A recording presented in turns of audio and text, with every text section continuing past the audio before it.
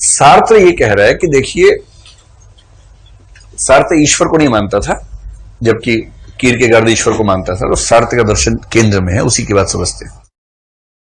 Sartre पहली बात ये कह रहे हैं कि देखो, अगर व्यक्ति हो तो व्यक्ति की तरह रहो, वस्तु मत बनो।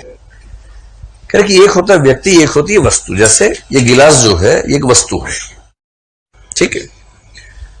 वस्तु का प्रयोग व्यक्ति अपनी इच्छा से जैसे चाहे कर सकता है।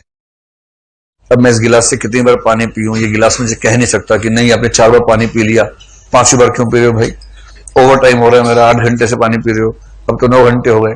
ऐसी बात नहीं बोलेगा, पर व्यक्ति बोलेगा। तो शास्त्र ने परिभाषा दी कि वस्तु वो है जिसके बनने से पहले तय है कि किसी और के लिए बन रही है। गिलास जब बनाया गया होगा, शेप वेप इस तरह से बनाएगी कि कोई कस्टमर इसको खरीदेगा और इसे इस्तेमाल करेगा। तो गिलास बनने से पहले तय था कि इसका इस्तेमाल होना ही होना है, यूज होना ही होना है।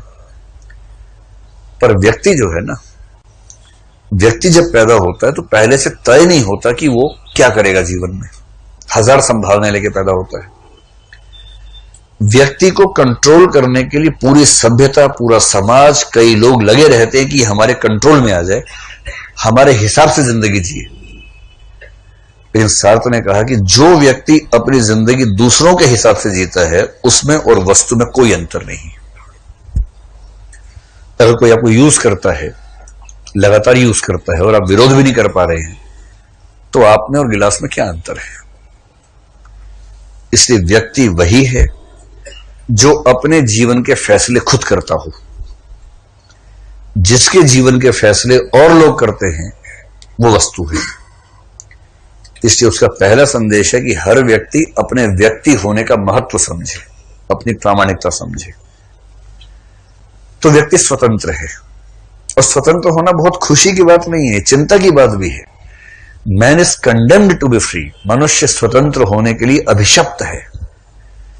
जैसी मैं स्वाधीन हो गया, अब क्या होगा, मुझे अपने सारे फैसले खुद करने होंगे। अभी तक तो यह था कि मेरे फैसले कुछ मेरे पेरेंट्स ने कर दिए, कुछ किसी और ने कर दिए, तो मुझे चिंता कम होती थी। अब मुझे फैसले खुद करने हैं। और फैसला आप जब भी करेंगे जीवन में, निर्णय जब भी करेंगे, कोई भी निर्णय परफेक्ट होगा नहीं। इसको लिख के रख लीजिए। जब भी जीवन में विकल्प आएंगे किसी महत्वपूर्ण मामले में, आप सारे विकल्पों को कितना भी टटोल लें, कितना भी तौल लें उनको, जो भी विकल्प चुनेंगे उसमें कुछ कमियां, कुछ अच्छाइयां होंगी, और जो छोड़ेंगे उसमें कुछ अच्छाइयां, कुछ कमियां होंगी ही होंगी। जो चुन लेंगे, कुछ दिनों के बाद लगेगा कि गलत चुन लिया, क्योंकि जो नहीं मिला ना, वो बड़ा होके दिखेगा। मिल गया सो मिट्टी है, नहीं मिला वो सोना है। और जो मिला है वो मिट्टी हो जाएगा, उसका महत्व नहीं समझेंगे। तो ऐसे ही है वो। तो इससे सार्त्र ने कहा कि कितना भी सोच समझ के निर्णय कर लीजिए, अधूरापन जीवन में रहेगा ही रहेगा। और इसलिए निर्णय करना चाहिए केवल एक आधार पर, वो है अंतरात्मा की आवाज। अंतरात्मा मतलब जो कॉन्शियस है हमारी, अंदर की आवाज। अगर किसी भय में निर्णय किया, किसी लालच में किया, तो गलत होके रहेगा।